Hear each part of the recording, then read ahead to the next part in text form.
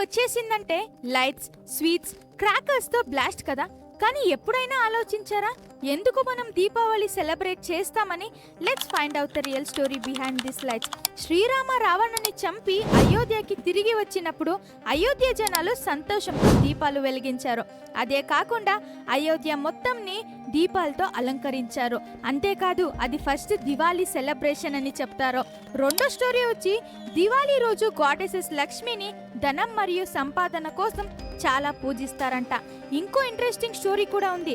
పాండవులు 12 సంవత్సరాల వనవాసం తర్వాత వాళ్ళు తిరిగి వచ్చిన రోజు జనాలు సంతోషంతో దీపాలు వెలిగించి గ్రాండ్ గా సెలబ్రేట్ చేస్తారు.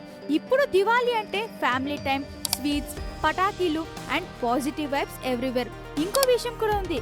ఇండియాలోనే కాకుండా నేపాల్, శ్రీలంక, మలేషియా, సింగపూర్లో కూడా సెలబ్రేట్ చేస్తారు. సో మీరు దీపావళిని ఎలా సెలబ్రేట్ చేసుకుంటారో కామెంట్ బాక్స్లో చెప్పండి. అండ్ ఇదే కాకుండా D3 Bytes ని సబ్స్క్రైబ్ చేయడం మర్చిపోకండి. అందరికీ హ్యాపీ దివాళీ.